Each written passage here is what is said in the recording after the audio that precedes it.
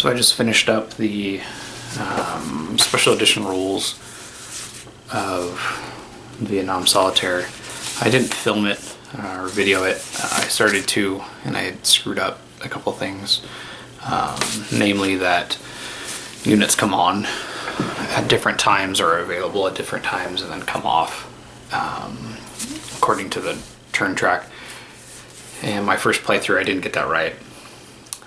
So the US was able to come on a lot earlier than they should have, but still did very poorly in the game. The second time I played it correctly, was doing really well until about turn 11, and then there were two major offensives in a row and pretty much wiped out all the forces, and by that time the US is pretty much off of the map. So what do I think of the game?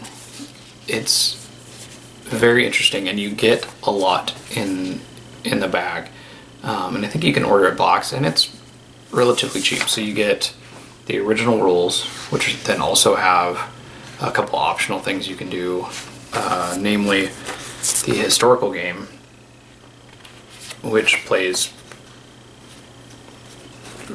pretty differently than just the original rules by themselves. You get the special edition rules, and though that has some optional rules, and it also has some shorter scenarios. I played this, and I probably played it in, 2.5 hours, with getting up and doing laundry, that kind of thing. This has a 2-player option, which I haven't even read the rules for. I'll probably never play it that way, so I'm probably not going to read the rules. And there's also an Easter offensive scenario, which again I haven't read. I was planning on doing this next, but I haven't even gotten to it. So 5 different ways to play the game, and I think it's like $30. So just right there, for a solo game, there's a ton of game in this little folder that they send you the game in.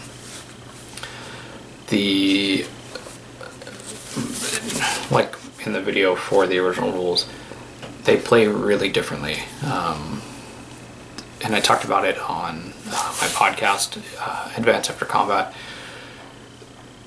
The original rules pretty much focuses just on the kind of negative political aspects of the war, whereas the special edition rules are more about kind of grand strategic maneuvering of troops, where you want the troops, where you want to eliminate the trail forces, and also where to concentrate. And it's interesting, in the special edition rules, you can have 2 trail counters in any trail space. So the NVA just floods in. But if you can keep the south trail secured, they're not going to come in there. But you still have to have a presence. So one of the big differences in the special edition rules is during the offensives, even if there's not an offensive that happens, if there are more than 2 NVA units in a region without US or ARVN troops, they're going to flood into the next region. And I saw in both games the NVA just stack up in Region 1 and potentially in Region 2, so you kind of have to keep some forces there, and then if there's an offensive, they're just going to get wiped out. I think I had 14 NVA stacked up with 6 ARVN in turn 11, and they got wiped out. So definitely something I highly recommend. There's probably some better tactical games for Vietnam, but the story that this game tells is a lot of fun, and it presents some interesting situations, and it has an interesting message, and that's pretty much kind of what I was talking about on the podcast, is what this game is saying in the different iterations is a lot a lot of fun to me, and it's very interesting to explore. And it's a game that I keep thinking about, but sadly I'm going to put it away now and play something else. So that's Vietnam Solitaire by White Dog Games, and it's David Kershaw is the original designer. He did the original rules, the original game, and then Steve Kling did the special edition rules based on these original rules.